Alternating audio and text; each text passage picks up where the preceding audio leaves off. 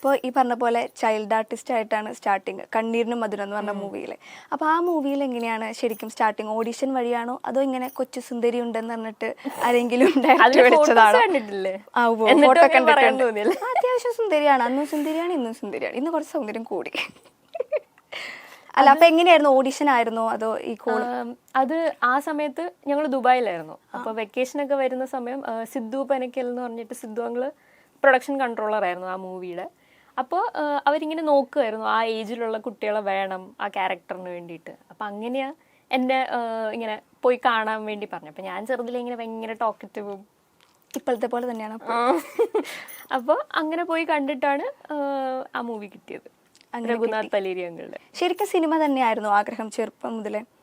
അങ്ങനെ ഇപ്പൊ സിനിമയുടെ പുറത്ത് നിൽക്കുന്ന ഒരാൾക്ക് എന്ന് വെച്ചാൽ ഇപ്പൊ ഫാമിലിയിൽ ആരും ഇല്ല അങ്ങനെയുള്ളവർക്ക് സിനിമ ഒരു എന്താ പറയാ, ഒരു ഡെഫിനറ്റ് ഡ്രീം എന്നൊന്നും പറയാൻ പറ്റില്ല. എല്ലാവർക്കും സിനിമ ചെയ്യാൻ ഇഷ്ടമാണ്. ഇപ്പൊ നമ്മൾ സ്പോർട്സ് ഒക്കെ കാണുമ്പോൾ വിചാരിക്കില്ലോ ഇതേപോലെ ക്രിക്കറ്റ് കളിക്കാൻ പറ്റിയിരുന്നു അങ്ങനെയൊക്കെ വിചാരിക്കുന്ന പോലെ വിചാരിക്കാന്നല്ലാതെ നമുക്ക് അറിയില്ലല്ലോ സിനിമ ശരിക്കും നമുക്ക് കിട്ടുമോ ഇല്ല. ഫാമിലിയിൽ അങ്ങനെ ആരും ഫിലിം ഫീൽഡിലൊന്നും ഇല്ല.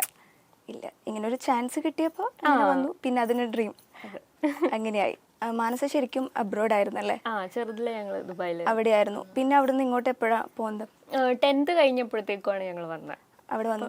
ഇപ്പൊ ഇവിടെ കൊച്ചിയിൽ എത്ര കാലമായി? ഇപ്പൊ കൊച്ചിയില് 2014 മുതൽ 14 മുതൽ ഇവിടെ 10 years. അപ്പൊ എന്താ അവിടുന്ന്, അതായത് അവിടെ പഠിച്ചതൊക്കെ അവിടെ തന്നെയല്ലേ?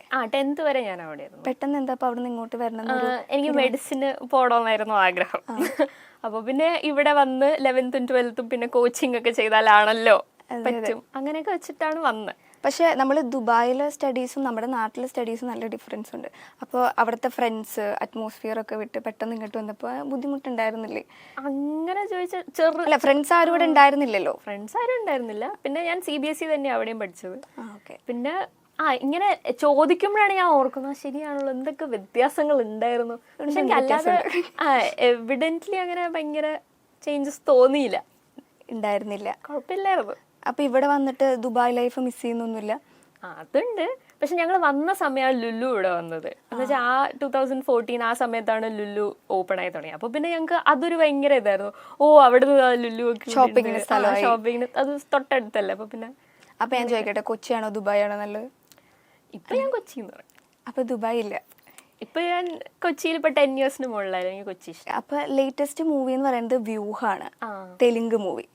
Okay, one of the most brilliant director Ram Gopal വർമ്മയ്ക്കൊപ്പം അല്ലേ? എങ്ങനെ ഉണ്ടായിരുന്നു RGVക്കൊപ്പമുള്ള വർക്ക് എക്സ്പീരിയൻസ് ഒക്കെ? എക്സ്പീരിയൻസ് എന്ന് പറഞ്ഞാൽ എന്താ, ഇപ്പൊ എല്ലാവർക്കും അറിയാലോ പുള്ളിയുടെ ഒരു സോഷ്യൽ മീഡിയ ഇമേജ് ഇപ്പൊ കറന്റ്ലി എങ്ങനെയാണ്. അപ്പൊ ഞങ്ങക്ക് കോൾ വന്നപ്പോ തന്നെ എക്സൈറ്റ്മെന്റിന്റെ ഒപ്പം തന്നെ ഞങ്ങൾക്കൊരു പേടിയുണ്ടായിരുന്നു. അപ്പൊ അമ്മയ്ക്കായാലും എടാ ഇനിയിപ്പോ വല്ല മീറ്റിംഗ് എന്നൊക്കെ പറഞ്ഞ് നിന്നെ ഒറ്റയ്ക്ക് വിളിക്കും എന്നൊക്കെ ചോദിച്ചപ്പോ അമ്മ ഇങ്ങനെ ഒരേ പാനിക്കായിരുന്നു. അപ്പൊ നമ്മളിങ്ങനെ എന്താന്ന് അറിയില്ലല്ലോ, നമുക്ക് ആകെ ഇപ്പൊ സാറിനായാലും മീഡിയയിൽ മാത്രമേ പിന്നെ പുള്ളിയുടെ മൂവീസ് മാത്രമല്ലേ അറിയുള്ളൂ. പക്ഷെ അവിടെ ചെന്ന് കഴിഞ്ഞപ്പോഴാണ് ശരിക്കും ഇത്രയും സേഫ് ആയിട്ട് ഇങ്ങനെ എന്താ ഒട്ടും എക്സ്പെക്ട് ചെയ്തില്ല, ഒട്ടുമല്ല, ഭയങ്കര സ്വീറ്റ് ആണ്. അപ്പം എല്ലാ ആക്ടേഴ്സിന്റെ ആ സെറ്റിലുള്ള എല്ലാ ആക്ടേഴ്സിന്റെ ഇഷ്ടത്തിനനുസരിച്ച് ഇപ്പൊ നമ്മളൊരു കപ്പ് പറയണ അയ്യോ ഈ കപ്പ് എനിക്ക് ഷോട്ടിന് ശരിയാവുന്നില്ല എന്ന് പറഞ്ഞാൽ അപ്പം ഇല്ല മാറ്റി വേറെ കൊടുക്ക്. അങ്ങനെ അപ്പം ഒരു ഇതും ഇല്ലാതെ എന്താ ഒട്ടും ഡിസ്കംഫർട്ട് വരുത്തരുത് എന്ന് നിർബന്ധമുള്ളൊരു ഡയറക്ടറായിരുന്നു. അപ്പൊ എനിക്ക് ഭയങ്കര ഇതായിപ്പോയി. എന്നുവെച്ചാൽ നമ്മൾ എക്സ്പെക്ട് ചെയ്ത പോലത്തെ ഒരു ഇതേ അല്ലല്ലോ, പുറത്തുള്ള ഇമേജ് അല്ല. ഈ പറഞ്ഞ പോലെ എനിക്ക് തോന്നുന്നു കോൺട്രവേഴ്ഷ്യൽ ഡയറക്ടർ എന്നൊക്കെയാണ് ആളെ പറയുന്നത്.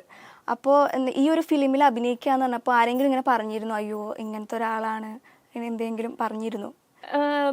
എനിക്ക് തോന്നുന്നു ഇപ്പം ഇൻഡസ്ട്രിയിലുള്ള ഫ്രണ്ട്സിനാണെങ്കിൽ അവര് ഫസ്റ്റ് റിയാക്ഷൻ വെച്ചാൽ അവരെല്ലാവരും എക്സൈറ്റഡ് ആയിരുന്നു. കാരണം പുള്ളിയുടെ ഒരു ഫിൽമോഗ്രഫി വെച്ചിട്ട് അതിനെപ്പറ്റി നേരത്തെ ചെയ്ത വർക്ക് വെച്ചു. എന്നിട്ട് പിന്നെ ഇങ്ങനെ കുറെ എന്താ പറയുക അറിയാലോ അതൊക്കെ പറ്റി. പിന്നെ ഇൻസ്റ്റാഗ്രാമിൽ പോസ്റ്റ് ഇടുമ്പോഴാണ് ഏറ്റവും കോമഡി. ലൊക്കേഷനിലെ വീഡിയോ, ഒരു ബർത്ത്ഡേ സെലിബ്രേഷൻ വീഡിയോ, അത് ഭയങ്കര വൈറൽ ആയിരുന്നല്ലേ?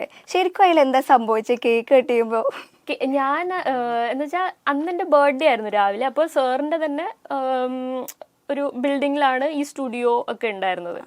ഞങ്ങൾ ഗ്രീൻ മാറ്റ് ഇട്ടിട്ടുള്ള ഒരു സാധനമാണ് എടുത്തോണ്ടിരുന്നു, സോങ് കട്ട് പോലെ എന്തോ. അപ്പൊ ഞാൻ എന്നിട്ട് ഇവരെന്റെ ബർത്ത്ഡേ ഒക്കെ സെലിബ്രേറ്റ് ചെയ്യുമോ എന്നൊക്കെ വിചാരിച്ചിട്ട് ഞാനിങ്ങനെ ഒന്നും പ്രതീക്ഷിക്കുന്നില്ല. അപ്പോഴല്ലേ വിഷമം വരുള്ളൂ നമുക്ക് അവർ വിഷ് ചെയ്തില്ല എന്നൊക്കെ. അപ്പൊ ഞാൻ കയറി ചെന്നപ്പോ തന്നെ ഇങ്ങനെ ടീമിലുള്ളവരൊക്കെ ഓ ഹാപ്പി ബർത്ത്ഡേ എന്നൊക്കെ പറഞ്ഞു. അപ്പൊ എനിക്കൊരു ചെറിയ പ്രതീക്ഷ വന്നു തുടങ്ങി, എങ്ങാനും എന്തായാലും സെലിബ്രേറ്റ് ചെയ്യും, ഒന്ന് സെലിബ്രേറ്റ് ചെയ്താലും ചെറിയ കേക്കെങ്കിലൊക്കെ വെച്ച് സെലിബ്രേറ്റ് ചെയ്താലോ. പക്ഷെ പിന്നെ അനക്കൊന്നുമില്ല. ഉച്ചയായപ്പോ ആരും കാണാനില്ല. അപ്പൊ ഞാൻ വിചാരിച്ചു ആ തീർന്നു എന്ന് വെച്ചാൽ എന്തായാലും ഉച്ചയ്ക്ക് ലഞ്ച് ബ്രേക്കിനല്ലേ ചിലപ്പോൾ കട്ട് ചെയ്യുള്ളായിരിക്കും. അപ്പൊ ആരെയും കാണാനില്ല. അപ്പൊ ഞാൻ വിചാരിച്ചു വെറുതെ ആഗ്രഹിക്കണ്ട പറഞ്ഞിട്ട് ഞാൻ കഴിക്കാനൊക്കെ പോയി. അപ്പോൾ എൻ്റെ അടുത്ത് പറഞ്ഞു സാറ് ഗ്രൗണ്ട് ഫ്ലോറിലുണ്ട്, അങ്ങോട്ടേക്ക് ചെല്ലാൻ പറഞ്ഞു. അപ്പൊ ഞാൻ എന്തായിരിക്കും എന്ന് പറഞ്ഞാൽ പോയപ്പോഴത്തേക്ക് എല്ലാവരും അവിടെ നിൽക്കുന്നു. എന്നിട്ട് വലിയൊരു കേക്കൊക്കെ, എന്നിട്ട് അതിനകത്ത് happy birthday to our dear Bharati, അതായിരുന്നു എൻ്റെ ക്യാരക്ടറിന്റെ പേര്. അപ്പൊ അതൊക്കെ കണ്ടപ്പോൾ ഞാൻ ഭയങ്കര എന്താ സെന്റിയായി. പിന്നെയാണ് ആ വീഡിയോ എടുത്തത്. അതിൽ ആ കേക്ക് കെട്ടിയതില്ലേ നമ്മള് മാനസ തന്നെയല്ലേ അത് പോസ്റ്റ് ചെയ്തത്. അപ്പൊ അതിന്റെ താഴെ കമന്റ്സ് ഒക്കെ ഉണ്ടായിരുന്നു, ബി കെയർഫുൾ മാം അങ്ങനെയൊക്കെ പറഞ്ഞിട്ട് എന്താണ് ഇങ്ങനെ ചെയ്യുന്നത്, ഇങ്ങനെയാണോ കേക്ക് കെട്ടിയാന്നൊക്കെ ചോദിച്ചിട്ടുണ്ടായിരുന്നു. ശരിക്കും ആ വീഡിയോയിൽ മാനസ തന്നെ ഞെട്ടിയിട്ടിരിക്കുന്നു എന്ന് വെച്ചാൽ ഞാൻ കേക്ക് കട്ട് ചെയ്യാൻ പോയപ്പോഴത്തേക്കും സാറ് കൈ പിടിച്ചിട്ട് ഇങ്ങനെ കേക്ക് ഇങ്ങനെ സ്റ്റാബ് ചെയ്യുന്ന പോലെ. എന്നിട്ട് സാർ തന്നെ പറയുന്നുണ്ട് this is the Den style എന്ന് വെച്ചാൽ പുള്ളിയുടെ ബിൽഡിങ്ങിന്റെ പേര് RGV ഡെൻ എന്ന. അപ്പൊ അവിടെ കേക്ക് കട്ട് ചെയ്യുന്നത് ഇങ്ങനെയാ എന്നുള്ള രീതിയിൽ കേട്ടിട്ടുണ്ട്. അതായത് RGV ഒരിക്കൽ ബർത്ത്ഡേക്ക് പറഞ്ഞതാണ്, അതായത് അദ്ദേഹത്തിന്റെ ഒരു ഇതില് ബർത്ത്ഡേ എന്ന് പറയുന്നത് ഡെത്ത് ഡേ ആണ്. അപ്പൊ അത് ആരെങ്കിലും വിഷ് ചെയ്യുന്നതൊന്നും ആൾക്ക് ഒട്ടും താല്പര്യമില്ല. അപ്പൊ ഞാൻ വിചാരിച്ചു ഇനിയിപ്പൊ അതുകൊണ്ടായിരിക്കും ഇങ്ങനെ ചെയ്തിട്ടുണ്ട്. അങ്ങനെ എന്തെങ്കിലും പറഞ്ഞിരുന്നോ? ഇല്ല, എന്റെ അടുത്ത് അങ്ങനെ പറഞ്ഞിട്ട് കാര്യമില്ലാന്ന് വെച്ചിട്ട് പറയാത്ത. പക്ഷെ ആ വീഡിയോ ഭയങ്കര വൈറലായിട്ടോ, ഒരുപാട് കമന്റ്സും ഒക്കെ. എനിക്ക് ആ ബി കെയർഫുൾ മാം എപ്പോഴും എനിക്കത് ചിരി വന്നത്. അത് ഞാൻ ആദ്യം മൂവി തുടങ്ങുന്ന സമയത്ത് ഇട്ടപ്പോഴേ ഇങ്ങനെയൊക്കെ you are doing a big mistake എന്നൊക്കെ പറഞ്ഞു ഇഷ്ടംപോലെ കമന്റ്സ്. അതിൽ എനിക്ക് ഏറ്റവും ഇഷ്ടപ്പെട്ടത് എന്താ, സോക്സ് ഇട്ട് പോണം എന്നാരോ മലയാളത്തില് മറ്റൊരു ഇഷ്യൂ ഉണ്ടായിരുന്നു. അങ്ങനെ ഇഷ്ടംപോലെ വെറൈറ്റി സാധനങ്ങൾ. RGV തന്നെയാണോ ഡയറക്റ്റ് വിളിക്കുന്നത് ഈ ഫിലിമിലേക്ക്? ആദ്യം പുള്ളിയുടെ ടീമിൽ ഒരു ആളാണ് എനിക്ക് വാട്സാപ്പിൽ മെസ്സേജ് അയക്കുന്നത്. അപ്പോൾ ഇങ്ങനെ RGVയുടെ ടീമിൽ നിന്നാണ് എന്നൊക്കെ പറഞ്ഞിട്ട് അയച്ചു. അപ്പൊ ഞാൻ മെസ്സേജ് നോക്കിയിട്ട് ശരി എന്ന് പറഞ്ഞ് അടച്ചു വെച്ചു. കാരണം ഇങ്ങനെ ഫേക്ക് മെസ്സേജസ് ഒക്കെ ഇഷ്ടം പോലെ വരാറുണ്ടല്ലോ. അത് കഴിഞ്ഞിട്ട് ഫോൺ വിളിച്ചു. അപ്പോൾ ഫോൺ വിളിച്ചിട്ടാണ് ഇങ്ങനെ കാര്യങ്ങളൊക്കെ പറയുന്നത്. അപ്പോഴും എനിക്ക് വിശ്വാസമാവുന്നില്ല. എന്നിട്ട് പുള്ളി ഇങ്ങനെ മൂവിയുടെ ബാക്കി ഡീറ്റെയിൽസും ഇങ്ങനെ സീൻസ് ഒക്കെ അയച്ചു തന്നപ്പോഴാണ് എനിക്കിതായത് വിശ്വാസം. അത് കഴിഞ്ഞിട്ട് ഞാൻ ഇങ്ങനെ ഒരു ദിവസം ഇതേപോലെ ഞങ്ങൾ ഷോപ്പിങ്ങിന് ഇറങ്ങാൻ നിൽക്കുക, 4 മണിക്കൊന്നും നോക്കിയപ്പോഴത്തേക്കും ഒരു മെസ്സേജ്. അപ്പം DP-യിൽ ഇങ്ങനെ സാറിന്റെ പടം. അപ്പൊ ഞാൻ ചോദിച്ചു അയ്യോ ആരാന്ന് പറഞ്ഞപ്പോഴത്തേക്ക് please call when you are free -RGV എന്ന് കിട്ടുന്നു. എനിക്ക് ഭയങ്കര ഇതായി. എന്നിട്ട് സാർ ഇങ്ങനെ സംസാരിച്ചു. എന്നിട്ട് പറഞ്ഞു oh my God you sound like a very little kid എന്നൊക്കെ പറഞ്ഞു. എന്റെ ശബ്ദം ഭയങ്കര, അത് എന്റെ ക്യാരക്ടർ കുറച്ച് മെച്ചോർഡായിരുന്നു. എന്നിട്ട് പിന്നെ അവിടെ പോയി കോസ്റ്റ്യൂം ലുക്കൊക്കെ ഈ RGVയുടെ ഒരു സംഭവം ഇപ്പൊ വൈറലായിരുന്നു. അതായത് ആളൊരു മോഡലിനെ അന്വേഷിച്ചിട്ട് ഒരു പോസ്റ്റ് ഒക്കെ ട്വീറ്റ് ചെയ്തിരുന്നതൊക്കെ കണ്ടിരുന്നു. അപ്പൊ ആള് ആ കുട്ടിയുടെ പേര് ആരാധ്യ എന്നായിരുന്നു. അപ്പൊ ഫോട്ടോ ഒക്കെ ആളുടെ സ്റ്റുഡിയോയിലൊക്കെ വെച്ചിട്ടുണ്ടായിരുന്നു ഓഫീസിൽ. ഇനി അതുപോലെ വെക്കുമോ ഫോട്ടോ ഒക്കെ? അത് അങ്ങനത്തെ ഒരു ജോണറിലുള്ള ഫോട്ടോസ് ആണല്ലോ. അപ്പൊ ഞാൻ ചോദിച്ചു വന്നിട്ട് സാറിന്റെ അടുത്ത്, സാർ എന്താ എന്റെ പടം മാത്രം ഇല്ലാത്ത, എന്റെ മാത്രം എന്താ വെക്കാതെ. എന്നിട്ട് അപ്പൊ ആ സമയം സാർ ശരിക്കും ടോപ്പ് ഫ്ലോർ ഒക്കെ ചെയ്യുന്നുണ്ടായിരുന്നു. അപ്പൊ ഞാൻ പറഞ്ഞു ഈ സ്ഥലം കൊള്ളാം, എന്റെ ഫോട്ടോ ഇവിടെ വെക്കുമായിരിക്കും എന്തായാലും. അപ്പൊ സാർ പറഞ്ഞു ഇല്ല എന്താ if you wear glamorous clothes I put your photo എന്ന് പറഞ്ഞു. അങ്ങനെയാണല്ലേ? എന്നിട്ട് അപ്പൊ നമ്മുടെ അജ്മലിക്ക ഉണ്ട് കൂടെ. അപ്പൊ തന്നെ എന്റെ അടുത്ത് പറഞ്ഞു സാറിന് മുമ്പിൽ വെച്ച് തന്നെയാ പറയണം, അതൊന്നുമില്ല നീ ബിക്കിനി ഇട്ട് വല്ല എങ്ങാനും നിൽക്കുക എന്നാലേ സാറ് വെക്കുള്ളൂ. അപ്പൊ നമ്മളിതിങ്ങനെ കാഷ്വലി പറഞ്ഞ് സാറിനെ കളിയാക്കും, ചിരിക്കും. ആള് പക്ഷെ മൊത്തത്തില് ഫണ്ണിയാണ്, നമ്മൾ കാണുന്ന പോലെയല്ല. സാറ് ഭയങ്കര ഫണ്ണിയാ ശരിക്കും. എല്ലാ എന്താ ഇപ്പൊ സീരിയസ് സീൻ എടുക്കുകയാണെങ്കിൽ പോലും അതിലെ ക്യാരക്ടേഴ്സ് ഭയങ്കര സീരിയസ് ആയിട്ടുള്ള സിനാറിയോയിലാണെങ്കിൽ പോലും സാർ അതിനൊരു കോമഡി ആക്കി പറയും. അപ്പൊ പിന്നെ അവിടെ ചെന്ന് നിൽക്കുമ്പോൾ നമുക്ക് ഇത് ആലോചിച്ചിട്ടായിരിക്കും ചിരിക്കരുത് എന്ന് പറഞ്ഞ് നിൽക്കുന്നത്. ഈ മൂവി മാനസ തന്നെയാണോ ഡബ് ചെയ്തതൊക്കെ? അല്ല, ഞാനല്ല ഡബ് ചെയ്തത്. അല്ല, ഓക്കെ. അവിടെ ചെന്നിട്ട് തെലുങ്ക് എന്തെങ്കിലും പഠിച്ചിരുന്നു? തെലുങ്ക് മൂവി അല്ലേ, എന്തെങ്കിലും പഠിച്ചിരുന്നു? തെലുങ്ക് അത്യാവശ്യത്തിന് ഡയലോഗ് പറ, തെലുങ്കിൽ എന്തെങ്കിലും പറ. നാക്കു ടീ കാവാലി, ടീ വേണ്ടി, എനിക്ക് ചായ വേണം. എനിക്ക് തെലുങ്ക് അറിയില്ല, അപ്പൊ ഇത് തെലുങ്കാണോന്ന് എനിക്കറിയില്ല. അവിടെ മമ്മ ഇരുന്ന് ചിരിക്കുന്നുണ്ട് കേട്ടോ. അത്യാവശ്യത്തിന് ചായ, നാക്കു ടീ കാവാലി, എനിക്ക് ചായ വേണം. നാക്കു ടീ കാവാലി, കാവാലി, എനിക്ക് ചായ വേണം. പിന്നെ ടീ വേണ്ടി, ടീ തരൂ.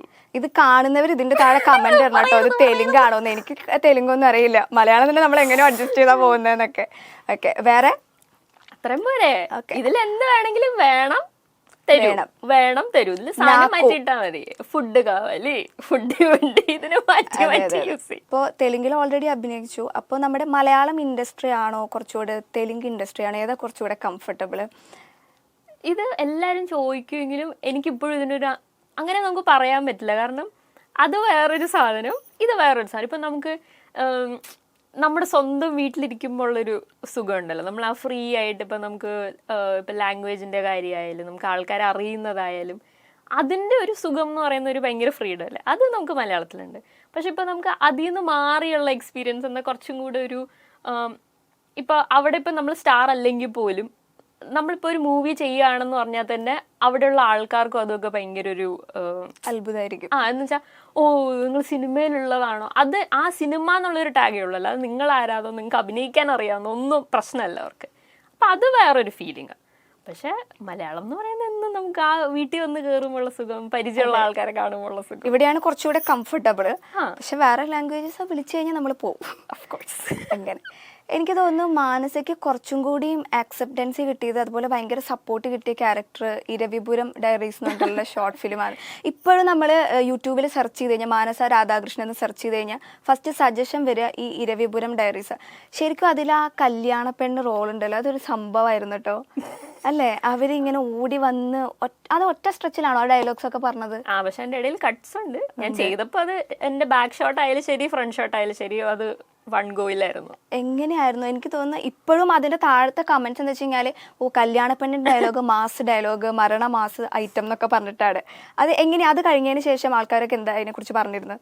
അതെന്താണെന്നറിയോ, അതൊരു 2017 ഞാൻ കാറ്റ് ചെയ്യുന്ന സമയത്ത് അതിന് മുന്നേ ചെയ്ത ഒരു ഷോർട്ട് ഫിലിം. പക്ഷെ അപ്പോൾ ഇത് കുറേ നാള് എന്ന് വെച്ചാൽ റീച്ച് ഒന്നും ഇല്ലാതെ ഇങ്ങനെ ഇരുന്നു.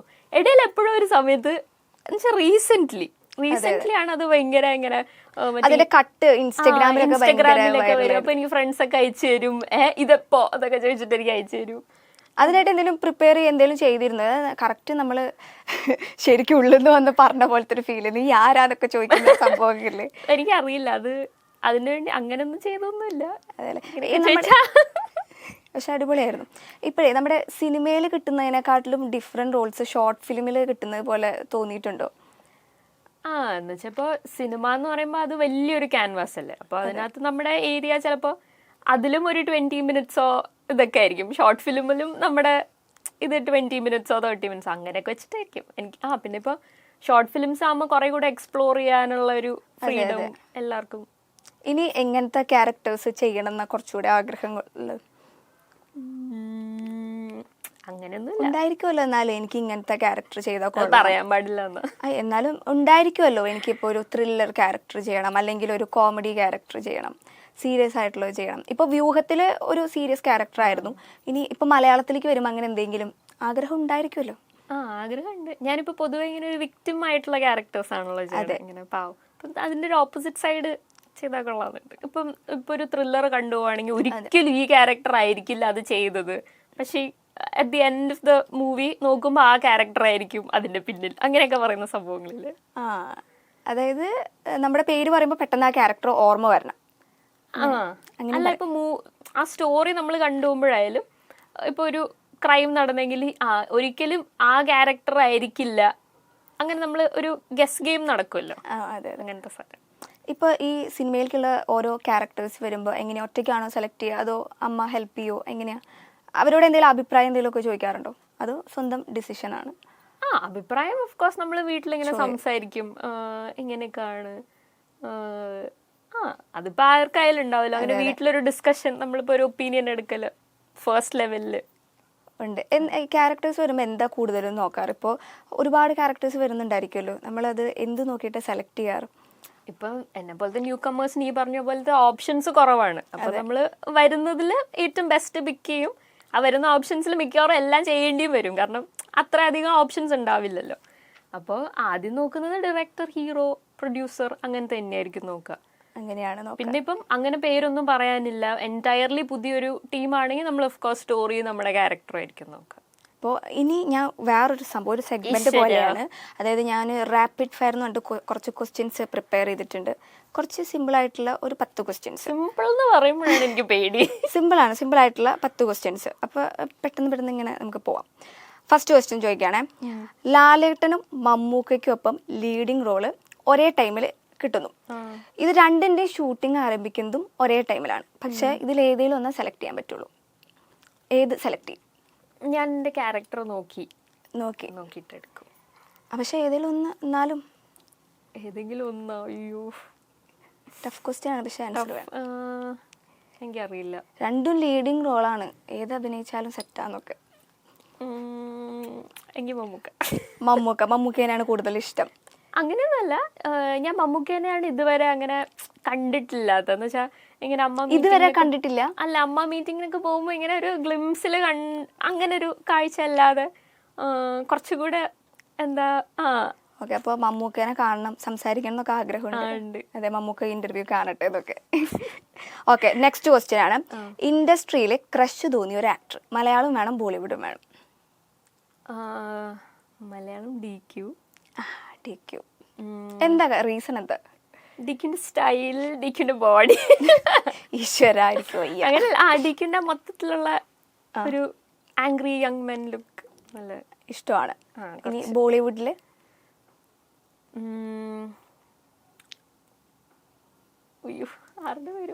ബോളിവുഡിൽ ഇഷ്ടം പോലെ ആക്ടേഴ്സ് ഉണ്ട്. ഏതെങ്കിലും ഒന്ന്?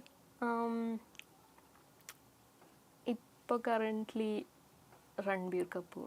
ഫോർ എ ലോങ് ടൈം പണ്ട് മുതലേ കുറെയൊക്കെ രൺബീർ കപൂർ അനിമലൊക്കെ കണ്ടിരുന്നു. അങ്ങനെ ക്രഷ് അടിച്ചതാണോ? അങ്ങനെയല്ല, എന്ന് വെച്ചാൽ ചെറുതിലേ മുതലേ ചോക്ലേറ്റ് ബോയ് ആയിരുന്നപ്പോഴേ. അതെ. അപ്പോൾ DQയും രൺബീർ കപൂറും. നെക്സ്റ്റ് ക്വസ്റ്റ്യൻ, ഇൻസ്റ്റാ പോസ്റ്റിൽ വന്ന കമന്റ്സ് കണ്ടിട്ട് ഏറ്റവും കൂടുതൽ ചിരിച്ചതും അതുപോലെ വിഷമിച്ചതുമായിട്ടുള്ള ഒന്ന്? ഈ പറഞ്ഞ പോലെ RGV സാറിന്റെ കൂടെയുള്ള പോസ്റ്റുകൾ തന്നെയാണ്. എന്ന് വെച്ചാൽ ചിലതൊക്കെ കാണുമ്പോൾ ഭയങ്കര ചിരി വരും. ഇവരിങ്ങനെയൊക്കെ അങ്ങനെ ഓർത്ത് വെക്കണ കമന്റ്സ് ഉണ്ടാവില്ലേ? ഈ പറഞ്ഞ മറ്റേ സോക്സ് ഇട്ട് പോണം ഭയങ്കര ക്രിയേറ്റീവ് ആയിട്ട് എനിക്ക് തോന്നി. അങ്ങനെയൊക്കെ അത് ചിരിച്ചത്. ഇനി വിഷമം തോന്നിയത്? വിഷമിച്ചതും അങ്ങനെ തന്നെ. എന്താ ഇങ്ങനെ this man is not good, what are you doing, അങ്ങനെയൊക്കെ പറഞ്ഞൊക്കെ ഓരോന്നൊക്കെ പറയുമ്പോൾ എനിക്ക് തോന്നുന്നു മാനസയ്ക്കാണ് ശരിക്കും പറഞ്ഞാൽ അധികം നെഗറ്റീവ് കമന്റ്സ് വരാത്തതെന്ന്. ഞാൻ പോസ്റ്റ് ഒക്കെ എടുത്ത് നോക്കിയിരുന്നു ഇൻസ്റ്റയില്. അതല്ല, സാധാരണ നമ്മൾ ഇപ്പോഴത്തെ ഒരു രീതിയിൽ വെച്ച് നോക്കുമ്പോൾ ആക്ട്രസ് ആയാലും ഇനിയിപ്പോ ആക്ടർ ആയാലും നമ്മൾ ഒരുപാട് നെഗറ്റീവ് കമന്റ്സ് വരുന്ന ഒരു ടൈമാണ്. കുറെ ആൾക്കാർ അതിനെ മൈൻഡ് ചെയ്യും, കുറെ ആൾക്കാർ അതിനെ ഇപ്പൊ ആരും മൈൻഡ് ചെയ്യുന്നില്ലെന്ന് തോന്നുന്നു. അപ്പോൾ അങ്ങനെ നോക്കുമ്പോൾ എനിക്ക് കുറവാന്ന് തോന്നുന്നുണ്ട്. പിന്നെ ഇപ്പൊ ഞാൻ വിചാരിക്കുന്ന വെച്ചാൽ അവരിപ്പം യു ലുക്ക് സോ ബ്യൂട്ടിഫുൾ എന്നൊക്കെ പറഞ്ഞ്, അല്ലെങ്കിൽ യു ലുക്ക് സോ പ്രിറ്റി എന്നൊക്കെ പറഞ്ഞ് ഇടുമ്പോൾ നമ്മൾ സന്തോഷിക്കുന്ന പോലെ തന്നെ അവർക്ക് നെഗറ്റീവ്സും പറയാനുള്ള ഓപ്ഷനും ഉണ്ട്. അതെ, പക്ഷെ ഇപ്പോ എന്ന് വെച്ച് കഴിഞ്ഞാല് ഈ നെഗറ്റീവ് കമന്റ്സ് ഭയങ്കരമായിട്ട് കൂടുന്നുണ്ട്. അതായത് ഇപ്പൊ ഒരു സൈബർ അറ്റാക്കിംഗ് എന്നൊക്കെ പറയില്ലേ, ആ ഒരു രീതിയിലേക്ക് കാണാം. അപ്പൊ അത് എപ്പോഴെങ്കിലും അത് കൺട്രോൾ ചെയ്യണം എന്ന് തോന്നിയിട്ടുണ്ടോ? അതായത് മാനസയുടെ കാര്യത്തിലല്ല, അല്ലാണ്ട് ബാക്കിയുള്ളവരുടെ കാര്യത്തിലാണെങ്കിലും അങ്ങനെ എന്തെങ്കിലും കൺട്രോൾ ചെയ്യണം? ഓഫ് കോഴ്സ് അത് കൺട്രോൾ ചെയ്യേണ്ട കാര്യം തന്നെ. പക്ഷെ ഇപ്പൊ എന്താണെന്ന് വെച്ചാൽ അത് ഓരോരുത്തരും ഇനിഷ്യേറ്റീവ് എടുത്ത് ഞാൻ ഇങ്ങനത്തെ ഒരു കാര്യം ഒരു പബ്ലിക് സ്പേസിൽ പറയില്ല എന്ന് തീരുമാനിച്ചാലല്ലേ നമുക്കത് പറ്റുള്ളൂ. ഇപ്പോൾ അല്ലാതെ ഇപ്പോൾ ചുമ്മാ ആൾക്കാർ അവരുടെ സന്തോഷത്തിന് ഓരോന്ന് പോസ്റ്റ് ചെയ്യുമ്പോൾ തന്നെ വെച്ചാൽ സെലിബ്രിറ്റീസോ ആക്ടേഴ്സോ ഒന്നുമല്ല, വെറുതെ പോസ്റ്റ് ചെയ്യുമ്പോൾ തന്നെ വെറുതെ വീട്ടിലിരുന്ന് ഡിസ്കസ് ചെയ്യുമല്ലോ, ഇവർക്ക് വേറെ പണിയില്ല ഇവിടെ പോയിട്ട് ഇങ്ങനത്തെ ഫോട്ടോ ഒക്കെ അവർക്ക് പോയി ഇഷ്ടപ്പെട്ട ഒരു ഹാപ്പി മൊമെന്റ് അവർ പോസ്റ്റ് ചെയ്തു. അതിലിപ്പോൾ നമ്മൾ ഇത്രയും ഒരു കമന്റ് ചെയ്യേണ്ട ആവശ്യമില്ല. അപ്പം ചിലവർ ആ ഫ്രീഡം ക്രോസ് ചെയ്ത് അത് വീട്ടിൽ പറയുന്നതിനെ മാറ്റി നേരെ അവരുടെ ഫോട്ടോയുടെ താഴെ തന്നെ അത് ഇടാനുള്ളൊരു ഗട്ട്സ് ഡെവലപ്പ് ചെയ്തു തന്നു. അപ്പൊ അതിനെ കൺട്രോൾ തന്നെ വേണം. ആരെങ്കിലും ഇങ്ങനെ ഇൻസ്റ്റയിൽ ഇപ്പൊ എന്തായാലും കുറെ ഫാൻസ് ഒക്കെ ഉണ്ടല്ലോ, അപ്പൊ ഇൻസ്റ്റയിൽ ഇങ്ങനെ എന്തെങ്കിലും മെസ്സേജ് ഒക്കെ അയക്കാറുണ്ടോ? അതായത് നമുക്ക് ഒട്ടും സഹിക്കാൻ പറ്റാത്ത അതിപ്പോ അറിയാലോ എങ്ങനത്തെ ടൈപ്പ് ഓഫ് മെസ്സേജസ്. മാനസ് തന്നെയാണോ സോഷ്യൽ മീഡിയ ഒക്കെ ഹാൻഡിൽ ചെയ്യുന്നത്? വേറൊരു ആളുണ്ട്, എന്റെ അക്കൗണ്ടൊക്കെ ഞാൻ തന്നെ. അപ്പം പണ്ടൊക്കെ ആണെങ്കിൽ ഇതൊക്കെ കാണുമ്പോഴത്തേക്ക് ഭയങ്കര ഇവരെന്താ ഇങ്ങനെയൊക്കെ അയക്കുന്നത്. ഇപ്പൊ പിന്നെ ഒരു പേരും അഡ്രസ്സും ഇല്ലാത്തത് ആർക്കും എന്തോ അയക്കാം. അതാണ് നോക്കിക്കഴിഞ്ഞാൽ 2 ഫോളോവേഴ്സ് 3 ഫോളോവേഴ്സ്, അല്ലെങ്കിൽ DP ഉണ്ടാവില്ല, DPയിൽ വല്ല മരവും ചെടിയും ഒക്കെ അങ്ങനെ വെച്ചിട്ട് ആർക്കും എന്ത് ചെയ്യാം. ഇപ്പൊ തന്നെ സെലിബ്രിറ്റീസ് ആണെങ്കിൽ പോലും ഒരു മെജോറിറ്റി ആൾക്കാർ ഇപ്പോ പോസ്റ്റിന്റെ കമന്റ്സ് ഓഫ് ആക്കി ഇട്ടു തുടങ്ങി. അത് നമ്മള് അതായത് സഹിക്കുന്നതിന് ഒരു പരിധി ഉണ്ട് എന്നൊക്കെ പറഞ്ഞ പോലെ അങ്ങനെ ആയിട്ടുണ്ട്. അപ്പൊ എന്തായാലും കൺട്രോൾ ചെയ്യണം. ഓക്കെ, അപ്പൊ ഇനി നെക്സ്റ്റ് ക്വസ്റ്റ്യൻ, മേക്കപ്പ് ഇടാതെ ഒരു ഫംഗ്ഷന് വിളിച്ചാൽ പോവും? മേക്കപ്പ് അധികം ഒന്നും അങ്ങനെ യൂസ് ചെയ്തിട്ടൊന്നുമില്ല. മേക്കപ്പ് ഇടാൻ ഇഷ്ടമാണോ? എനിക്ക് ഇടാൻ ഇഷ്ടമാണ്, പക്ഷെ പിന്നെ എനിക്ക് ഫോട്ടോയ്ക്ക് നിൽക്കുമ്പോൾ അത് വേറെ ആയിട്ട് വരും. അങ്ങനെ ഞാനത് എനിക്ക് തോന്നുന്നു എന്റെ മുഖത്തിന് അങ്ങനെ ഭയങ്കര ഡിഫൈൻഡ് ആയിട്ട് മേക്കപ്പ് ഒന്നും ചേരാത്ത മേക്കപ്പിന്റെ ആവശ്യമില്ല സത്യം പറഞ്ഞാല്. എന്നാലും പക്ഷെ എന്നാലും നമ്മൾ ഈ സ്റ്റേജ് ഷോസും അങ്ങനെ എന്തെങ്കിലും ഒക്കെ വരുമ്പോ എന്തായാലും മേക്കപ്പ് എന്തായാലും ഒരു ഡിമാൻഡ് ചെയ്യുമല്ലോ. കുറച്ച് ലൗഡ് ആയിട്ടുള്ള മേക്കപ്പ് വേണമെന്ന് തോന്നുന്നു. അല്ലാതെ ഇപ്പൊ നമ്മളിപ്പോ ഇരുന്ന് സംസാരിക്കുന്നതിനോ അല്ലെങ്കിൽ ഫംഗ്ഷനിലൊന്നും അങ്ങനെ താല്പര്യം ഇല്ല, അധികം താല്പര്യമില്ല. Okay, next question. മലയാള സിനിമ നടിമാരിൽ ഏറ്റവും കൂടുതൽ ഫാഷൻ സെൻസ് ഉള്ളത് ആർക്കാ? മലയാള സിനിമയിൽ ആരെ വേണമെങ്കിലും പറയാം, അതായത് ഇന്ന ടൈം പീരീഡ് എന്നൊന്നുമില്ല, ഇപ്പോൾ ഇതുവരെയുള്ള